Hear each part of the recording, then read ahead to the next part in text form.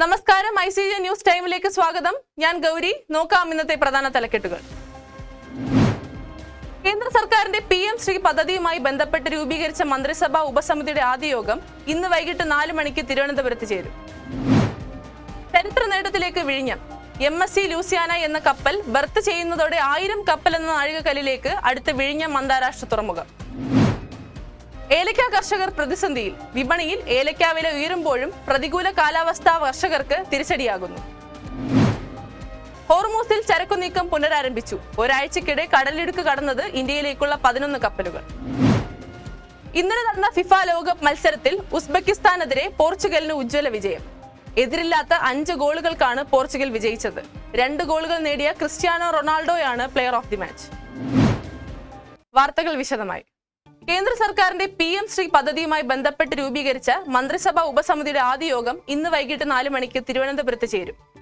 മുൻ സർക്കാർ കേന്ദ്രവുമായി ധാരണാപത്രത്തിൽ ഒപ്പുവെച്ചതിനാൽ പദ്ധതിയിൽ തുടരാൻ കേരളം നിർബന്ധിതമാണെന്നാണ് വിലയിരുത്തൽ.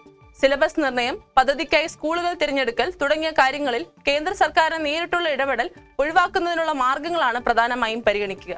കൂടാതെ നിലവിലുള്ള കരാർ വ്യവസ്ഥകളിൽ ഇളവ് തേടാനുള്ള സാധ്യതകളും ഉപസമിതി പരിശോധിക്കും.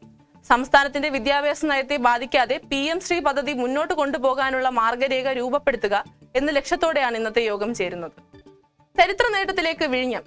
MSC ലൂസിയാന എന്ന ബർത്ത് കപ്പൽ ചെയ്യുന്നതോടെ 1000 കപ്പൽ എന്ന നാഴികക്കല്ലിലേക്ക് അടുത്ത് വിഴിഞ്ഞം അന്താരാഷ്ട്ര തുറമുഖം. മദർഷിപ്പ് MSC ലൂസിയാനയാണ് വൈകുന്നേരം 5 മണിയോടെ തുറമുഖത്ത് എത്തിച്ചേരുന്നത്.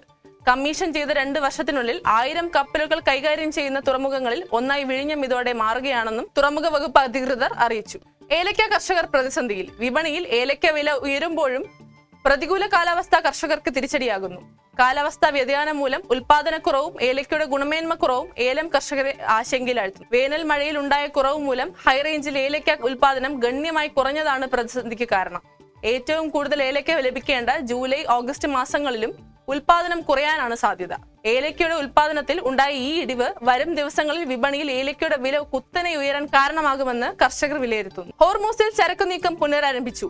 കഴിഞ്ഞ ഒരാഴ്ചയ്ക്കുള്ളിൽ ഇന്ത്യ ലക്ഷ്യമാക്കി നീങ്ങിയ ക്രൂഡ് ഓയിൽ, ഗ്യാസ്, വളം എന്നിവ കയറ്റിയ 11 കപ്പലുകൾ കടലിടുക്ക് കടന്നതായി വിദേശകാര്യ മന്ത്രാലയം ചൊവ്വാഴ്ച അറിയിച്ചു. ഇതോടൊപ്പം 2 ഇന്ത്യൻ കപ്പലുകൾ പേർഷ്യൻ ഗൾഫ് മേഖലയിലേക്ക് പുറപ്പെടുകയും ചെയ്തിട്ടുണ്ട്. ഇത് മേഖലയിലെ നാവിക ഗതാഗതത്തിനുള്ള തടസ്സങ്ങൾ നീങ്ങുന്നതിന്റെ സൂചനയാണെന്ന് വിദേശകാര്യ മന്ത്രാലയ വക്താവ് വ്യക്തമാക്കി. കായിക വാർത്തകൾ.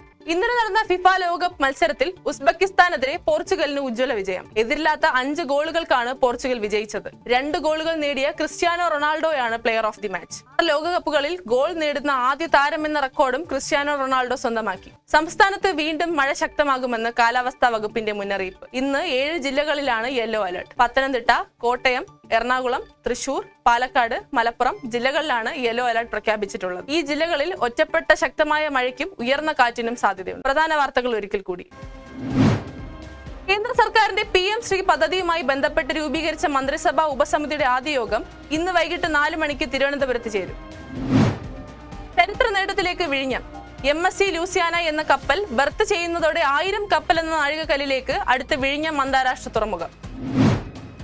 ഏലക്ക കർഷകർ പ്രതിസന്ധിയിൽ. വിപണിയിൽ ഏലക്ക വില ഉയരുമ്പോഴും പ്രതികൂല കാലാവസ്ഥ കർഷകർക്ക് തിരിച്ചടിയാകുന്നു. ഹോർമൂസിൽ ചരക്കു നീക്കം പുനരാരംഭിച്ചു. ഒരാഴ്ചക്കിടെ കടലിടുക്ക് കടന്നത് ഇന്ത്യയിലേക്കുള്ള 11 കപ്പലുകൾ. ഇന്നലെ നടന്ന ഫിഫ ലോകകപ്പ് മത്സരത്തിൽ ഉസ്ബെക്കിസ്ഥാനെതിരെ പോർച്ചുഗലിന് ഉജ്ജ്വല വിജയം. എതിരില്ലാത്ത 5 ഗോളുകൾക്കാണ് പോർച്ചുഗൽ വിജയിച്ചത്.